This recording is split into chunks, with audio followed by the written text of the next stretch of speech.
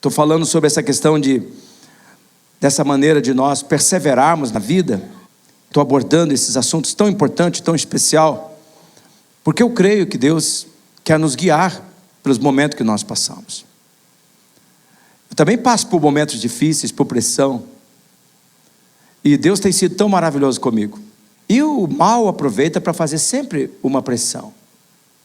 E eu creio, irmãos, eu estou orando ao Espírito Santo agora para que Ele lhe dê entendimento, que as circunstâncias que você está passando, que o momento que você está vivendo, ou as situações que você vai enfrentar nessa semana, em última análise, a mão de Deus está por trás, porque Deus quer fazer coisas lindas na sua vida.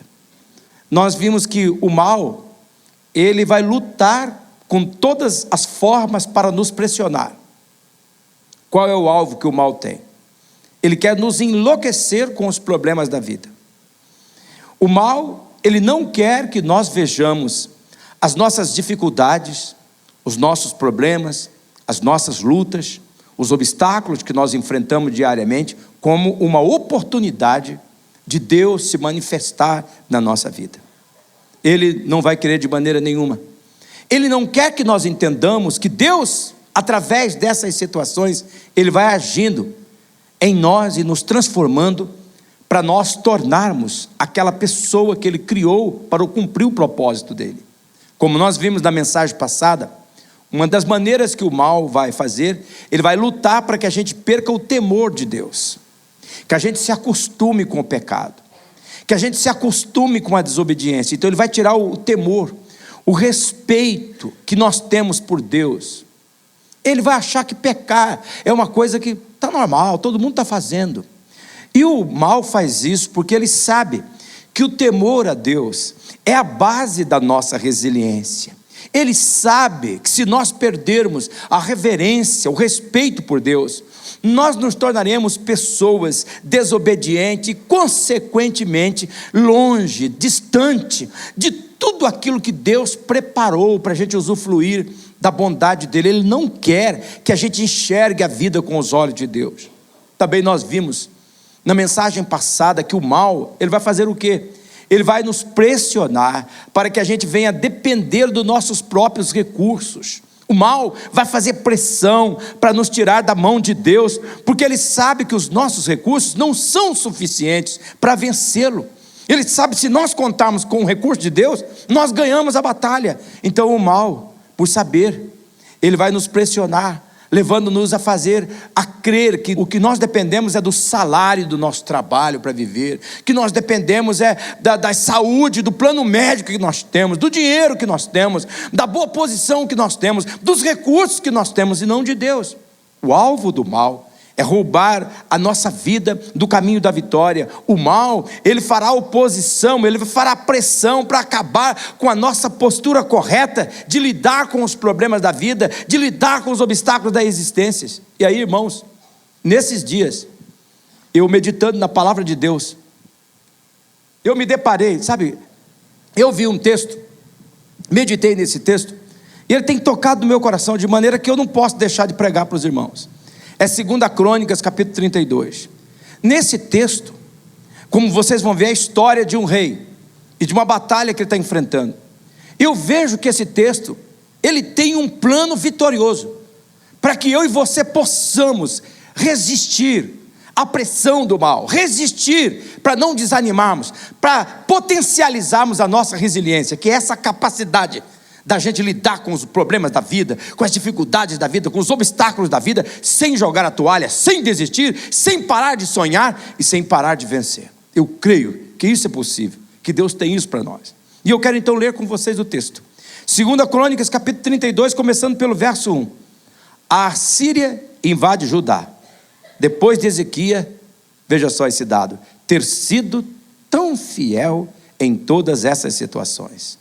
Senaqueribe, rei da Síria, invadiu Judá, cercou as cidades fortificadas e deu ordem para que seu exército rompesse os muros. Quando fala de Judá, está falando a parte do sul de Israel, ali aquela região perto de Jerusalém, algumas tribos que compunham essa parte do sul. No verso 2 diz que quando Ezequias percebeu que Senaqueribe também pretendia atacar Jerusalém, ele consultou os seus oficiais e conselheiros militares, e eles resolveram fechar a passagem das águas das fontes que havia do lado de fora da cidade.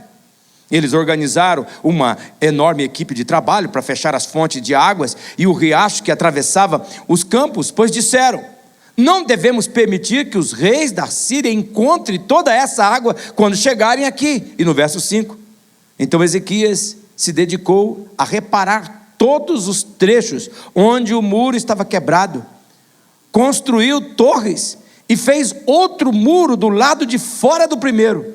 Também reforçou o aterro da cidade de Davi e fabricou grandes quantidades de armas e escudos. No verso 6, nomeou oficiais militares sobre o povo, os reuniu diante deles na praça, junto à porta da cidade, e os encorajou dizendo: sejam fortes.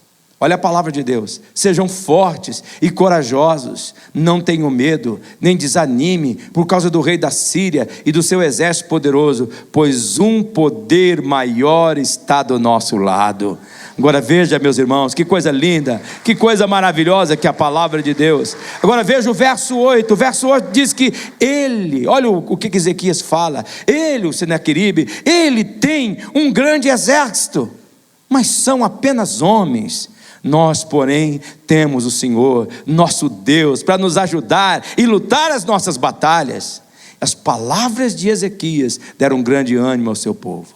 Veja, irmãos, eu vejo aqui com temor esse texto bíblico, e eu oro nesse momento mais uma vez, clamando ao Espírito Santo, que Ele conceda a você a iluminação da verdade, porque esse texto tem lições para mim e para você. Deus está querendo falar comigo, comunicar com você claramente a palavra dele, e eu quero extrair essas verdades que Deus está querendo falar conosco. Primeiro, se você deseja potencializar seu poder de resiliência para resistir à pressão da vida, você então tem que manter a fidelidade a qualquer preço. Por favor, leve a sério esse momento. Entenda isso aqui de Deus. O grande esforço do mal será de matar a sua fidelidade a Deus. O mal, ele se esforçará para convencer eu e você que nós devemos ser fiéis apenas nas situações que nós estamos levando lucro pessoal, que nós estamos tendo alguma vantagem pessoal. Se nós estamos tendo algum benefício, por favor, não permita que o mal faça isso no seu coração. Não pense, querido e querida, que a nossa fidelidade ela nos isenta de dificuldades. A incredulidade, o mal, para matar a nossa capacidade de lidar com os problemas, de lidar com as lutas da nossa vida, ele vai gerar no nosso coração uma falsa crença que pessoas fiéis não sofrem, que as coisas são mais fáceis para as pessoas fiéis, e por isso então, as pessoas essas que pensam desta forma, vai gerar dentro dela uma desconfiança, uma incredulidade, que não vale a pena servir a Deus, porque a minha fidelidade não me isenta dos problemas. O mal lutará para criar o falso conceito, que fidelidade significa uma vida isenta de sofrimento, de calúnia, de perseguição, de pessoas contrárias. E aqui, meus irmãos, nós vemos a história de Ezequias.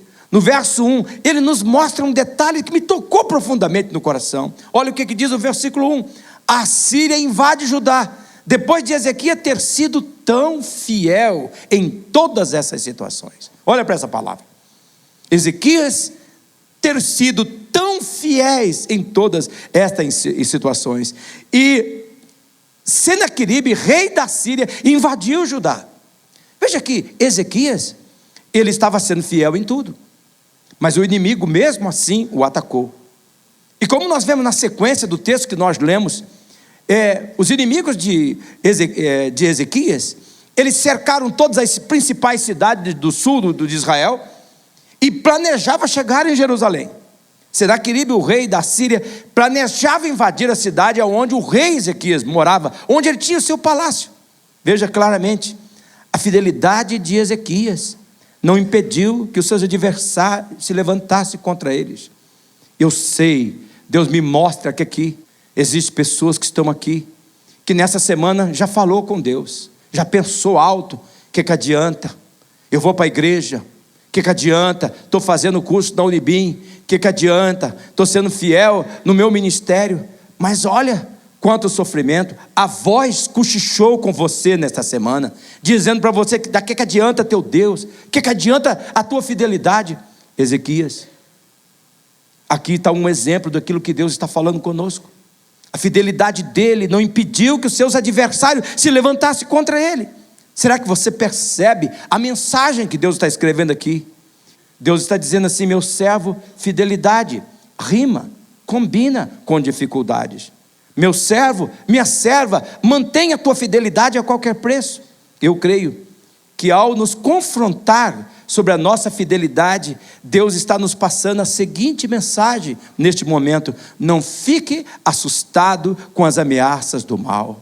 Não fique assustado com as ameaças do mal. Quem sabe há pessoas aqui passando por situações ameaçadoras. Senaqueribe invadiu as cidades pertencentes a Judá e ameaçava invadir Jerusalém. O propósito de Senaqueribe, o rei inimigo, era através da ameaça assustar Ezequias, fazendo pressão sobre ele. Escute o que Deus está falando. O plano do mal é gerar instabilidade. O plano do mal é enfraquecer o nosso poder de força. Era também de enfraquecer o poder de força de Ezequias. O mal queria comprometer a capacidade de raciocinar do rei Ezequias. O mal queria paralisar Ezequias para que ele não reagisse. O mal queria matar o poder de reação de Ezequias. E como nós veremos nesta mensagem, Ezequias não permitiu. Ele não permitiu que o adversário tumultuasse a sua vida, gerasse pânico no seu coração. Ele não deixou que a pressão de fora entrasse dentro dele. Ele resistiu firme na sua posição. E o que isso gerou? Essa postura potencializou a resiliência de Ezequias. Essa postura aumentou, maximizou, duplicou, multiplicou a capacidade dele resistir à pressão. Ezequias cresceu em sua resistência contra o adversário, tanto que ele mesmo, diz o texto bíblico, que ele reforçou o muro, que ele construiu pontes, que ele protegeu as fontes das águas. A mensagem de Deus, ela é muito clara aqui nessa noite: para resistir à pressão do mal, não romantize a vida, não romantize a existência. Mantenha a sua expectativa dentro da realidade da vida. Não romantize a vida. A vida na verdade é dura. Esse mundo é mau. E existem pessoas que se deixam ser instrumento do mal. Nós não deveríamos ficar surpresos com isso. Nós deveríamos, quando enfrentando essa situação, deveríamos estar conscientes que as circunstâncias, na maioria das vezes, elas não cooperam conosco. Nós precisamos ser realistas. Todavia, nós precisamos olhar para essas situações, para essas dificuldades, como um teste da nossa fidelidade, de mantermos a nossa fidelidade a Deus, a despeito de tudo, ficar firme. Deus está dizendo: meu servo, minha serva, se você quer que a sua resistência se multiplique, se você quer que a sua resiliência aumente, se você quer potencializar a sua capacidade para lidar com problemas da vida, escolha ser fiel a mim, custe o que custar.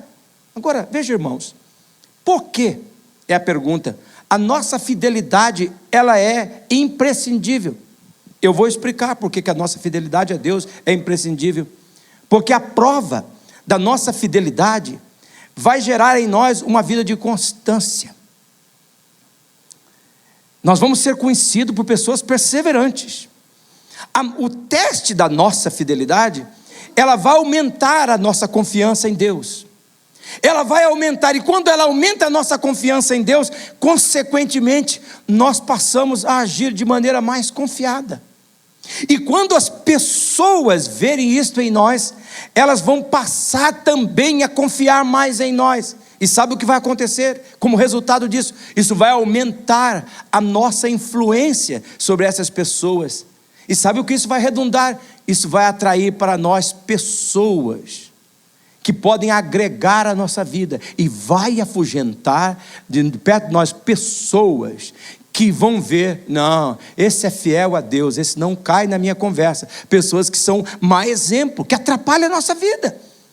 Eles vão olhar para nós e eles vão ver, eles são confiáveis. Essa pessoa é confiável, ela é perseverante, ela mantém firme em Deus. Não, e vai atrair, veja que no caso de Ezequias atraiu profetas, pessoas de oração. E sabe o que isso vai gerar?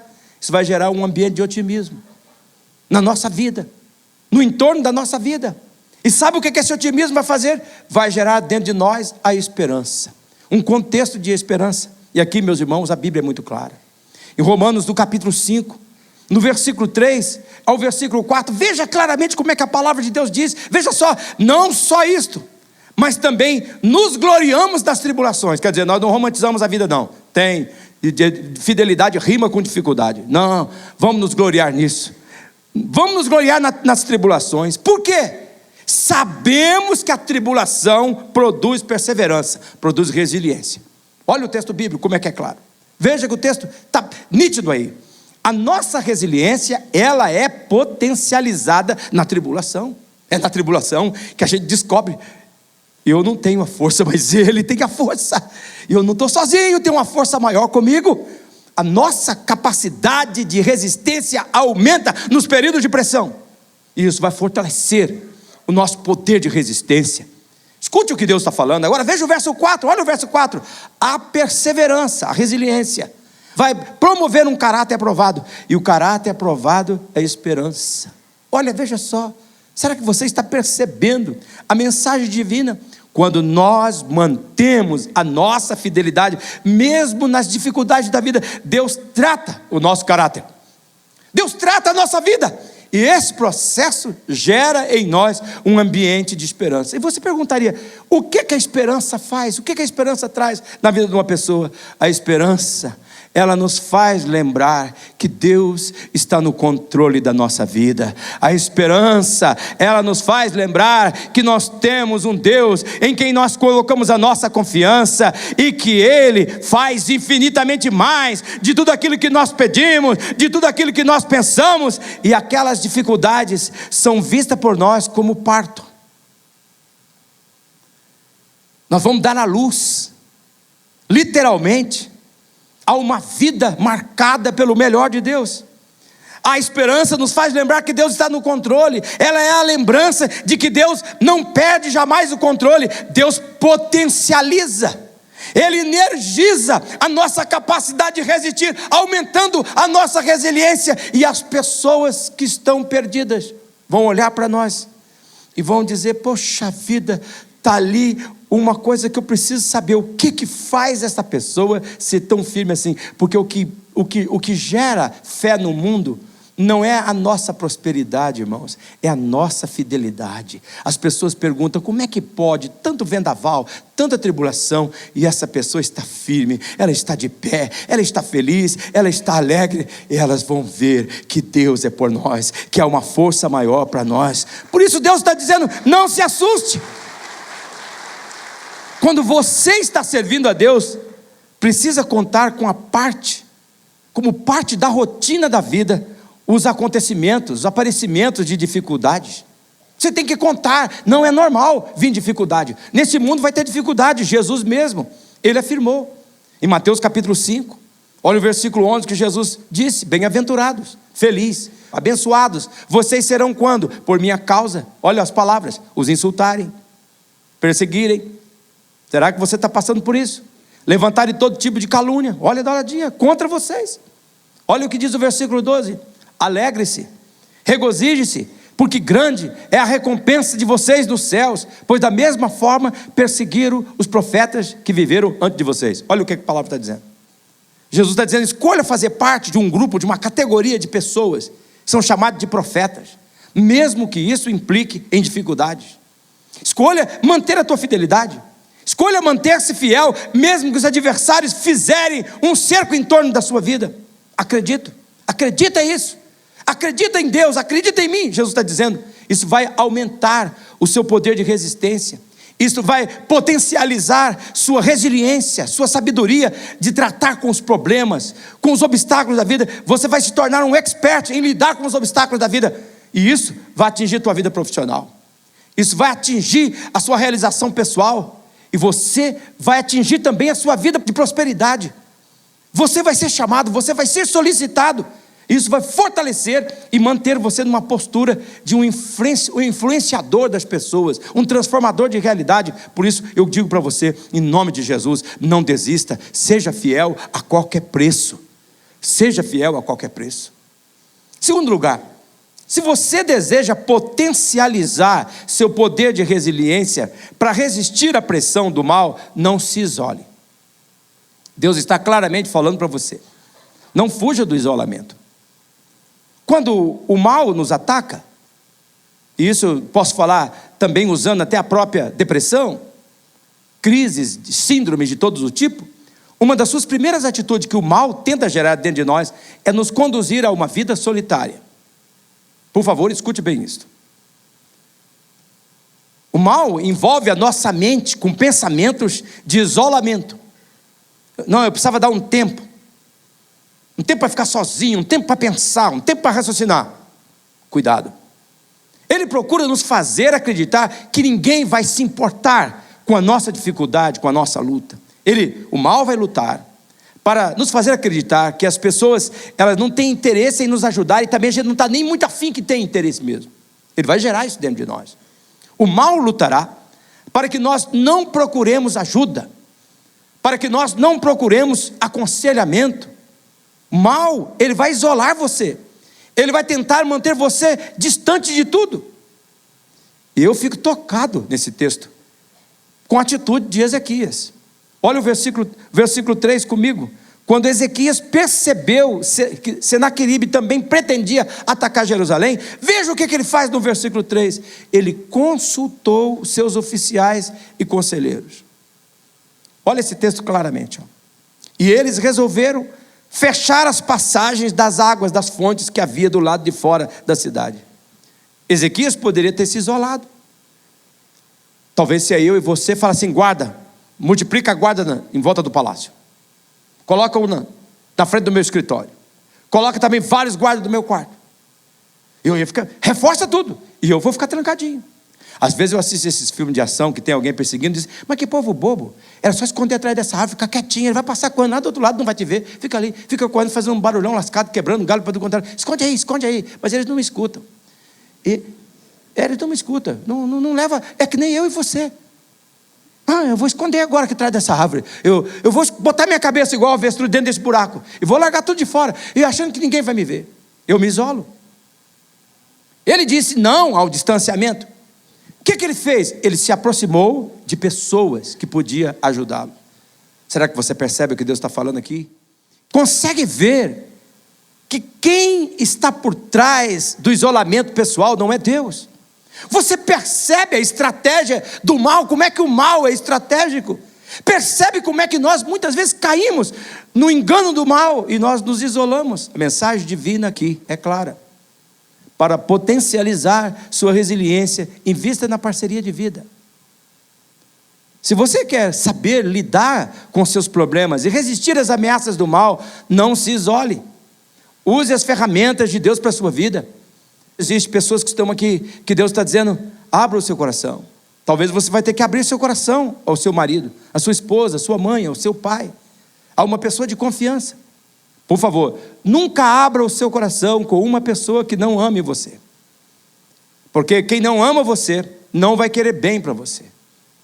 Abra o seu coração com pessoas que lhe amem, que já provou que lhe ame. Se precisar, procure um pastor. Procure alguém de oração. Cerque-se de pessoas de Deus. Aproxime-se de pessoas de fé. Aumente a sua presença na igreja do Senhor Jesus. Eu vejo muitas pessoas com quem eu encontro. Eu mando minhas mensagens para mais de 3.000 pessoas. E de vez em quando o Espírito Santo me traz. Quase todo dia o Espírito Santo me traz. Não vi aquela pessoa no culto. Eu não te vi no culto. Não te vi no culto. E toda semana eu escuto pessoas dizendo assim, pastor, estou precisando dar um tempo. Estou muito cansado, estou muito esgotado, estou muito desanimado. Irmão, é isso que o capeta quer fazer. Esse desgraçado dos infernos, Satanás. Ele quer isolar você. Ele sabe que se tirar você da fogueira, você vai ser, por um tempo, uma brasa que fumega. E dali a pouco você vai virar cinza, carvão. Ele não quer que você se mantenha vivo. E aqui, meus irmãos, eu creio que esse é o momento de Deus, que o Espírito Santo está falando conosco. E ele botou um texto para ler para vocês, que é o texto de Provérbios, capítulo 15, versículo 22, e esse texto é profético. Olha o que diz o texto: quem pensa que pode vencer na vida sozinho, vai fracassar totalmente. Quem procura ajuda e pede conselho, será bem sucedido. Olha o que a palavra de Deus está falando aqui neste momento. Eu, se eu fosse você, anotava esse texto. Se eu fosse você, eu ia guardar esse texto no coração. Quando você estiver passando por um momento difícil, não se afaste das pessoas de Deus. Aceite a ajuda daqueles que se preocupam com você. As pessoas com maior resiliência têm pelo menos uma ou duas, três pessoas que periodicamente se reúnem, periodicamente abrem o coração. É por isso que a nossa igreja tenta criar, entre a sua membresia, trios de parcerias. Você precisa abrir o teu coração, ventilar a sua alma. Você tem que pedir, põe a mão na minha cabeça, ora por mim, ora por mim. Eu creio, meus irmãos, nisso. Eu creio, meus irmãos, que Deus responde às orações. E eu creio que quando duas pessoas que servem a Jesus põem a mão na cabeça do outro e ora, e o Espírito Santo desce sobre a vida daquela pessoa e se manifesta com cura, com livramento, com bênção, com fortalecimento, como Ele está fazendo aqui nesse culto. Eu creio nisso. Eu creio nisso. Eu creio nisso. Em terceiro lugar, se você deseja potencializar seu poder de resiliência para resistir à pressão do mal, não coopere com o mal. Por favor, escute o que Deus está falando. Deus quer que você feche toda a brecha na sua vida que você tem dado para o mal. Feche a porta para o mal em sua vida. Algo que nós precisamos estar conscientes, irmãos, e muito atentos, que é tão perigoso, é que muitas vezes nós cooperamos com o mal. Você coopera com o mal na sua vida? Muitas vezes nós fazemos isso por ignorância. Outras vezes nós fazemos por desobediência. A Bíblia é muito clara em exortar que o diabo ele anda ao nosso redor. 1 Pedro 5,8. O mal, ele procura uma oportunidade para agir. Se vocês pegarem o texto de Lucas no capítulo 4, do versículo 1 ao 13, lá conta sobre a história de Jesus, daquela tentação de Jesus, e chega num ponto que está escrito assim: e o diabo se afastou até a hora oportuna. Olha o que Deus está falando.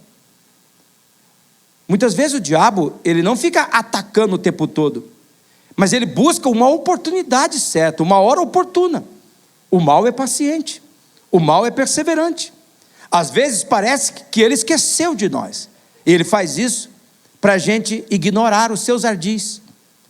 Ele faz isso esperando que a gente dê uma brecha. Por isso nós devemos fechar qualquer brecha da nossa vida para o mal. Nós não podemos deixar que o mal entre na nossa vida, que o mal entre na nossa casa, que o mal entre na nossa família.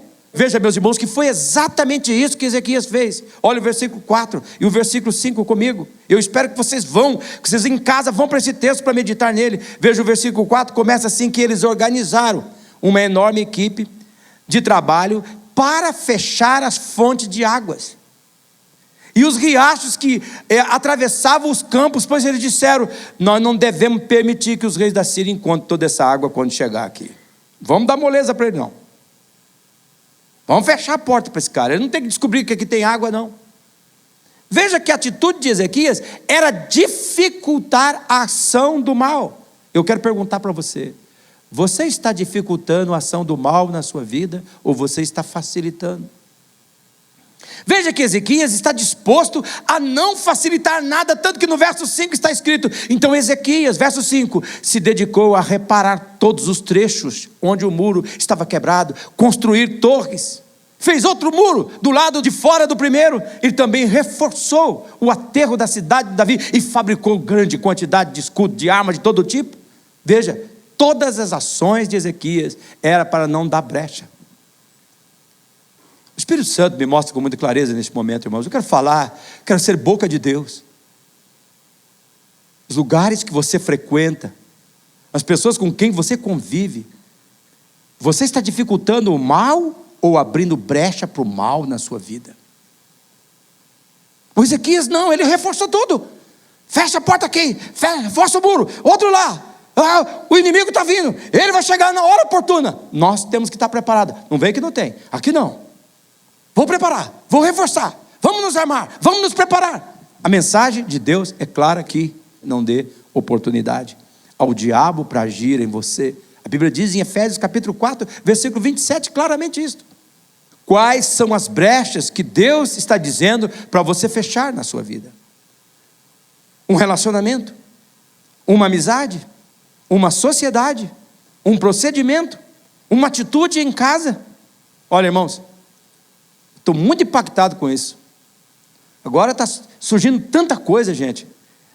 Nossos filhos estão à mercê na internet de tantas coisas. Meninas, meninos de 12, 13 anos, criancinhas, músicas oriundas do inferno, ensinos do mal para vir atormentar a tua vida. Sabe, nós estamos nos tornando uma geração de zumbis, onde nós estamos andando com o nosso fone, com o nosso smartphone, com o nosso telefone na mão, e a gente nem vê quase, agora vai ser atropelado. Eu fiquei até preocupado, esses dias estava lá na Avenida Paraná, andando com a minha esposa, minha bonitona, e não é que na Avenida Paraná, perto da João Paulino, tem um poste no meio da calçada. Como é que pode um poste, ele assim, olha, daqui uma menina dessa com um tablet vai se arrebentar nesse poste, bem no meio da calçada. O mal vai fazer isto. Qual é a brecha que o mal está tendo para entrar na sua vida? E eu quero mostrar para vocês aqui um texto bíblico que é necessário neste momento, que é de Deus neste momento. Deuteronômio capítulo 7, versículo 26. Olha o que diz esse texto: não leve coisa alguma que seja detestável para dentro de casa, senão também vocês serão separados para a destruição. Considere-se proibida e detestem-na totalmente, pois está separada para a destruição. Quantos filmes, quantas séries, quantas pessoas que não leem a Bíblia, que não oram, que não cantam canções que glorificam a Deus, mas que passam hora na frente da TV, na frente das séries, que estragam, que destroem a vida. Deus está dizendo: não leve para casa, não dê brecha para o mal. Irmãos, se nós queremos potencializar nossa perseverança, nós precisamos fechar a porta da nossa vida para o mal. Eu oro neste momento para que o Espírito Santo te revele esta verdade. Em quarto lugar, para potencializar seu poder de resiliência, para resistir à pressão do mal, adote a postura correta. Escolha a atitude apropriada para a vida, para o momento da vida que você está vivendo.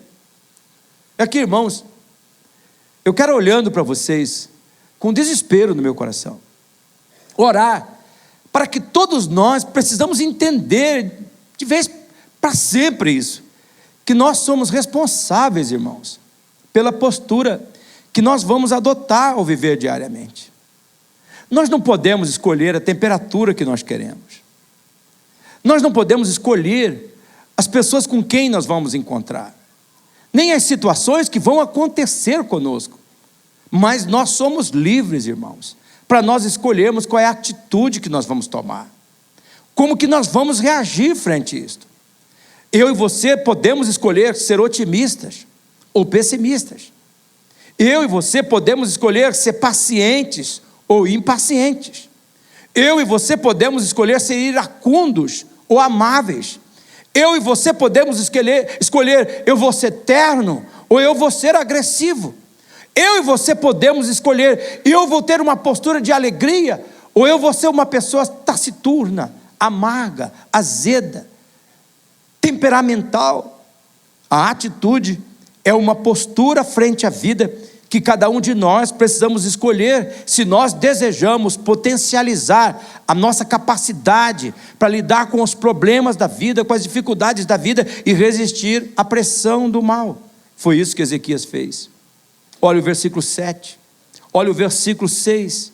Nomeou oficiais militares sobre o povo, os reuniu diante dele na praça junto à porta da cidade e os encorajou. Esse é o versículo 6. Agora veja só, Ezequias, ele não correu. Ezequias, ele não agiu descontroladamente. Ezequias não pegou puxando o cabelo e disse: meu Deus, e agora? Não. Ezequias definiu pensar como líder e agir como líder.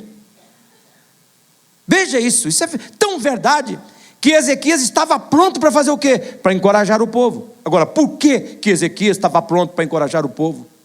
é que ele tinha escolhido a atitude certa, a atitude apropriada.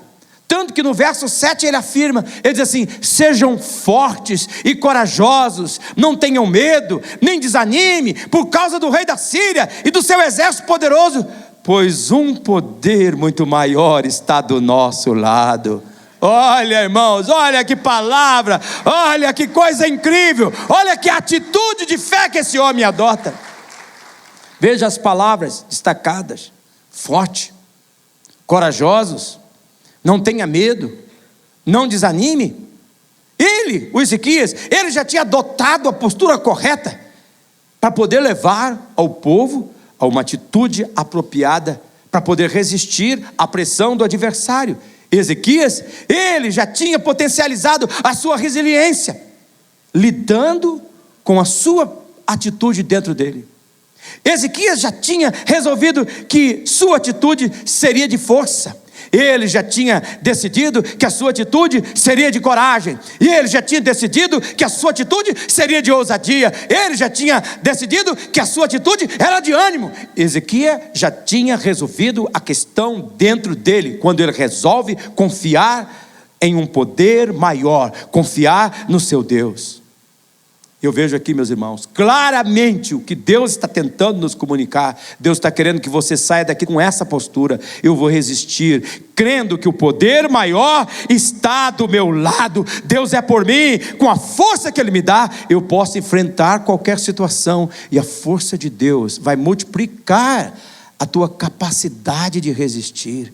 Você não pode enfrentar essa situação, você não pode enfrentar esse momento na sua força, você tem que depender de Deus. E quanto mais você escolher crer em Deus, nessa atitude, não, eu vou olhar com fé.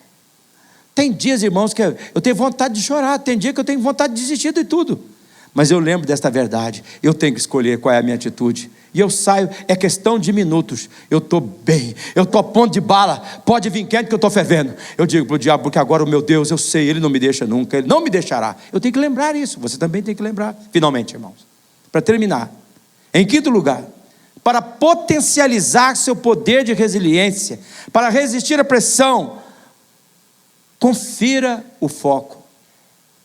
Confira o foco dos seus olhos. Esse é um momento muito importante. E eu sei que todos os momentos do nosso culto é importante, mas eu julgo imprescindível esse momento. Deus está nos questionando nesta hora, amorosamente. A pergunta de Deus é esta: onde você está colocando os seus olhos? Para onde você está direcionando o foco dos seus olhos? Qual é o foco do seu coração? Existem muitas pessoas que vivem focado naquilo que não tem, ao invés de focar naquilo que possui. Existem muitas pessoas que vivem focado no que está acontecendo com elas, ao invés de focar: quero só ver o que Deus vai fazer agora. Vai ser algo demais, eu nem sei o que eu faço, nem ideia. Gente do céu, vai ser maravilhoso, mas não faço nem ideia como é que vai ser. E eu vejo, irmãos, que é isso que Ezequias faz. Ele estava com o foco dos olhos dele e do coração dele de maneira tão bem acertado. Olha o que diz o versículo 8. Olha o que o Ezequias fala para o povo, depois que ele escolheu a atitude no coração dele. Ele disse: olha, gente, tem razão, eles têm um grande exército, mas, gente, vamos ponderar as coisas, eles são apenas homens, nós, porém, temos o Senhor, o nosso Deus, para nos ajudar a lutar nossas batalhas. E sabe o que aconteceu? As palavras de Ezequias deram um grande ânimo ao seu povo. Olha aqui, irmãos, por favor, não despreze esse momento. Olha a mensagem que Deus está entregando, que Deus está dando. Veja que Ezequias, ele já tinha conferido o foco. Ezequias, depois de definir sua atitude de fé, ele vê o problema na sua real dimensão. Oh, gente, oh, Jesus, tem misericórdia, abra o nosso entendimento, para nós compreendermos que tudo muda. Quando nós vemos o Senhor nos faz ver com outros olhos as coisas da vida. Veja que Ezequias, depois de definir o seu foco, ele vê o problema uma real dimensão. Olha que coisa. Ele olha para o adversário e diz: gente, não podemos negar, é um grande exército. Gente, todo rei gostaria de ter. Eu queria ter um exército desse, gente. Isso sim que é um exército. É um grande exército. Mas gente, vamos colocar a coisa na dimensão correta. São apenas homens. São apenas homens. Mas gente, dá uma olhadinha para nós. Se nós formos olhar nesse negócio de exército, homem por homem, nós estamos em desvantagem. Mas gente, eles são apenas homens. E são só homens. Nós não podemos negar. Nós somos fracos. Sim, é verdade. Nós não somos um grande exército. Mas nós temos Deus do nosso lado. E o Deus que nós temos do nosso lado, Ele luta as nossas batalhas. Ele nos ajuda nas nossas batalhas. O Deus que nós temos do nosso lado, Ele luta por nós. Tendo Deus do nosso lado, não tem dificuldade grande. Por poder do nosso Deus, não tem exército forte. Gente, eles são homens. Do nosso lado está o nosso Deus. E isso encorajou. Isso multiplicou a resistência. Potencializou a resistência do povo. E vocês vão poder orar, poder ver o texto depois. Vocês vão ver que Deus deu àquele povo, Deus lutou por aquele povo, e a vitória foi dada a Ezequias, e o povo se alegrou. Ezequias manteve o foco positivo, mesmo diante das situações negativas. Ezequias sabia que aquilo em que nós pensamos constantemente termina se transformando, se nós acreditarmos com a ajuda de Deus. A mensagem divina, ela é muito clara. Quando nós colocamos nosso foco em Deus, Ele determina a nossa realidade. Olha a palavra que Deus está dizendo aqui. Quando nós colocamos nosso foco em Deus, Ele determina a nossa realidade. O hábito de focar no negativo acarreta limitações na vida. Mas quando nós colocamos nossos olhos em Deus, o nosso Deus está conosco. Isso nos encoraja, isso nos potencializa, isso aumenta a nossa resiliência. Não há motivo para nós nos rendermos às pressões das lutas da vida. Nós podemos resistir. Por isso, em nome de Jesus, resista, mãe, resista, pai. Não deixa que o hábito de focar no negativo acarrete limitações na sua vida e atrapalhe as suas conquistas. Creia, confia em Deus. Eu queria que você levasse para casa aquilo em que você puser o seu coração por inteiro, determinará como você viverá. É um momento muito oportuno para você olhar dentro de você. É um momento muito oportuno para você olhar dentro do teu coração. O que é que tem determinado a maneira como você tem vivido? Então olha dentro do teu coração. Se você está crendo em Deus, na fidelidade a Deus, se você está reparando o altar da sua vida, Deus vai limpar os seus olhos. Deus vai abrir a sua mente. Deus vai abrir a visão dos seus olhos. Você vai passar a olhar para as pressões da vida com outros olhos. Você vai ver que as pressões da vida são oportunidades de Deus manifestar o poder dele na sua vida. E isso fará uma grande diferença. Isso vai mudar tudo. E você vai experimentar cada vez mais força para lidar com os problemas. E não apenas se livrar deles. Eu quero que você feche os seus olhos neste momento. Em nome do Senhor Jesus. Eu quero levantar algumas perguntas. Enquanto você está com seus olhos fechados, cabeça curvada, Deus está perguntando para você: você vai ser fiel, custe o que custar? Deus está perguntando: você vai reparar o altar da sua vida e vai fechar porta para o mal não tomar conta? Deus está perguntando a você neste momento: você vai parar com esse isolamento? Você vai se abrir comigo? Vai procurar ajuda? Vai estar com aqueles que oram? Deus está perguntando: qual é a sua postura? Deus está chamando você neste momento. Missionária Central de Maringá.